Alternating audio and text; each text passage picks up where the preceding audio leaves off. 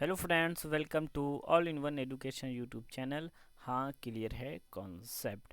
दोस्तों, हम लोग पढ़ चुके थे, ईस्ट इंडिया कंपनी को अच्छे से जान लिए थे और कलकत्ता की स्थापना भी हम लोग कर चुके थे। तो चलिए दोस्तों, आज हम लोग जानेंगे, क्या जानेंगे? आज जो हम लोग जानेंगे वो जानेंगे आधुनिक भारत का इतिहास, जो हमारा पार्ट 16 होगा। और इसमें हम लोग जानने का प्रयास करेंगे ब्रिटिश शक्ति का उदय। ब्रिटिश शक्ति का उदय को हम जानने का प्रयास करेंगे। तो चलिए, बिना विलम्ब किए हुए हम लोग क्या करते हैं, इसे स्टार्ट करते हैं। तो देखिए दोस्तों, अभी क्या है, ब्रिटिश शक्ति का उदय का जो कारण है उसे हम जानते हैं। देखिए, अभी क्या होता है कि मुगल बादशाह औरंगजेब, कौन? औरंगजेब। ये जो औरंगजेब है, और इसके कई क्या होते हैं, गवर्नर जनरल होते हैं। औरंगजेब के ही क्या हैं, कई गवर्नर जनरल हैं। क्या है? गवर्नर। गवर्नर जनरल होते हैं। कई गवर्नर जनरल होते हैं, किसके? औरंगजेब के कई गवर्नर जनरल होते हैं। और ये सभी इंतज़ार कर रहे होते हैं, किसका? औरंगजेब की मृत्यु। क्या क्या कर रहे हैं ये सारे लोग? क्या कर रहे हैं कि औरंगजेब की मृत्यु का इंतज़ार कर रहे हैं। इसके जितने भी क्या हैं, गवर्नर हैं, कि जितने भी गवर्नर हैं, ये क्या कर इंतज़ार कर रहे हैं कि औरंगजेब कब मरे, कि हम लोग क्या करें, खुद को स्वतंत्र घोषित करें और उसको क्या करें, उसका जो टैक्स हम लोग देते हैं उसको क्या कर दें, न दें, और ख़ुद को हम अपना स्वतंत्र शासक घोषित कर दें।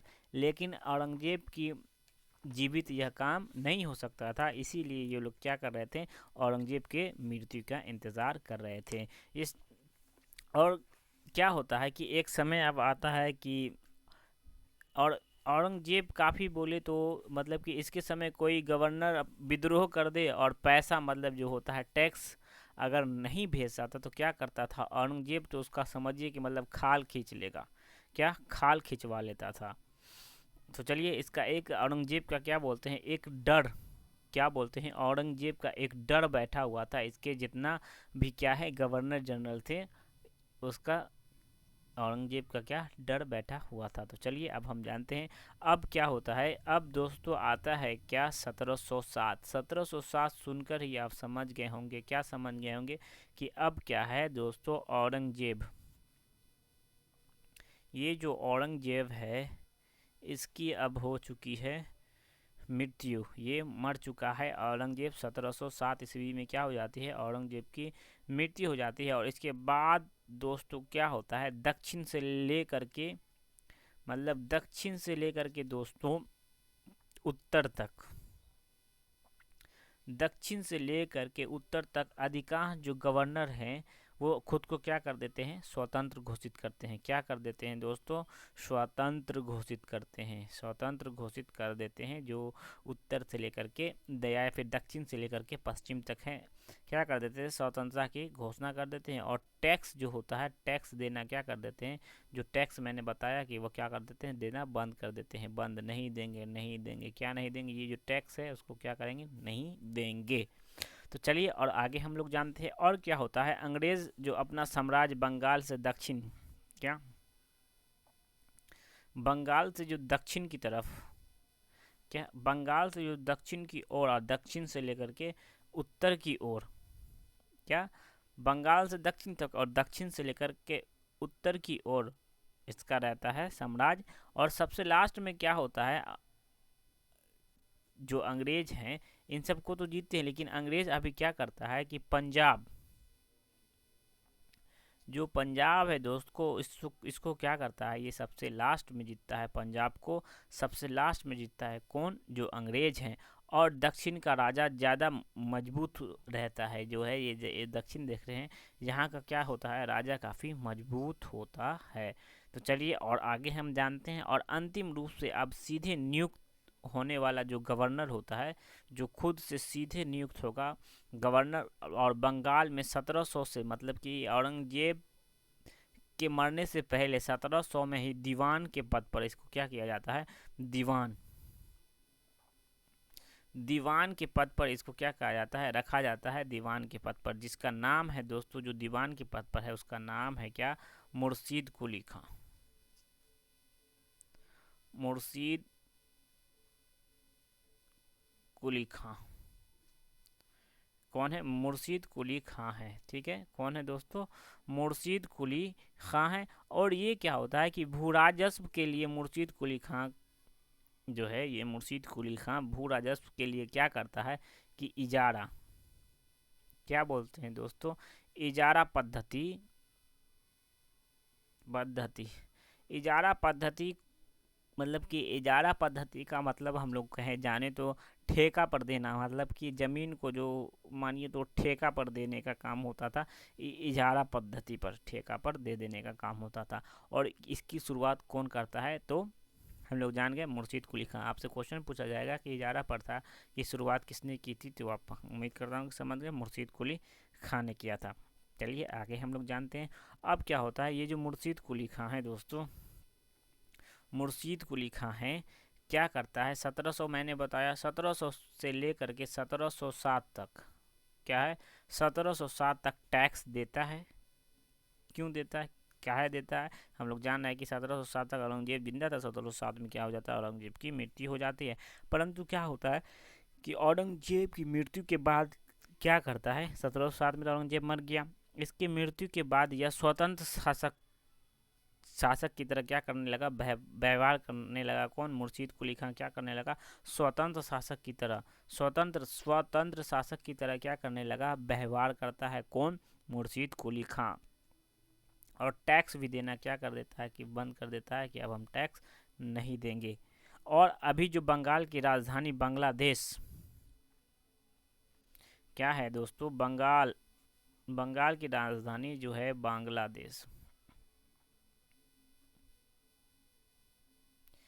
ये जो बांग्लादेश में, ये तो बंगाल की राजधानी जो बांग्लादेश में कौन सा है, ढाका।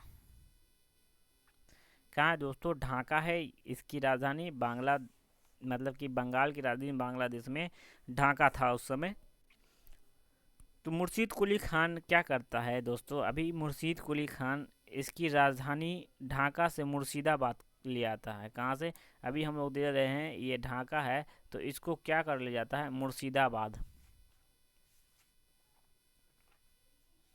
मुर्शिदाबाद कर लेता है। इसी के नाम पर है, मुर्शीद कुली खां के नाम पर ये मुर्शिदाबाद शहर की स्थापना भी कौन करता है, मुर्शीद कुली खां करता है। तो चलिए आगे हम लोग और जानने का प्रयास कर रहे हैं कि अभी बंगाल की राजधानी तो हम लोग देख लिए कि क्या कर दिया, मुर्शिदाबाद लाया। और क्या करता है, बिहार के बाद बिहार भी क्या करते हैं, ये जीतता है। और बिहार के उत्तर में बंगाल तक, मतलब क्या करते हैं कि बंगाल का जो क्षेत्र है वो भी जीतता है, जिसके कारण हमको तो देखने को मिल रहा है कि वो क्या किया, राजधानी मुर्शिदाबाद लाया। क्यों लाया? क्योंकि उसका वहाँ तक क्या था, इसका विस्तार था। अब क्या होता है, मुर्शीद के बाद, मतलब कि मुर्शीद का पहले जो नाम होता है, मतलब कि मुर्शिदाबाद का पहले नाम, ये जो मुर्शिदाबाद था दोस्तों, उसका पहले आपसे क्वेश्चन पूछ जाएगा मुर्शिदाबाद का पहले नाम क्या था, तो मकसूदाबाद। क्या? मकसूदाबाद था दोस्तों। क्या था? मकसूदाबाद था। मुर्शीद कुली खां को मुर्शिदाबाद रखने से पहले मकसूदाबाद था। उम्मीद करता हूँ ये सारे पॉइंट्स आपके क्या हो रहे होंगे, क्लियर हो रहे होंगे। तो चलिए अब आएंगे, हम लोग देख लिए किसको, देख लिए हम लोग मुर्शीद कुली खां को देख लिए। अब हम लोग देखेंगे दोस्तों अली वर्दी खां को। किसको देखेंगे? अली वर्दी खां।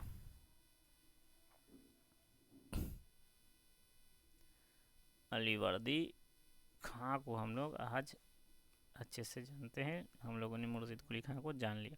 तो चलिए अली वर्दी खां। अली वर्दी खां जो है दोस्तों, वो कहते हैं कि ये जो इंग्लिश मैन है, मतलब कि अंग्रेज जो हैं, ये मधुमक्खी की तरह है। अगर इसको कुछ नहीं करोगे तो ठीक है, अगर इसको कुछ तुम छेड़ोगे तो क्या कर लेगा, वो तुम्हारा काट काट कर क्या कर देगा, बर्बाद कर देगा। तो इसीलिए क्या बोलते हैं, मुर्शीद कुली खां मतलब अली वर्दी खां बोलते हैं की तुलना करते हैं मधुमक्खी से। और कहा जाता है कि मराठा का आक्रमण लगभग 5 बार हुआ था बंगाल में।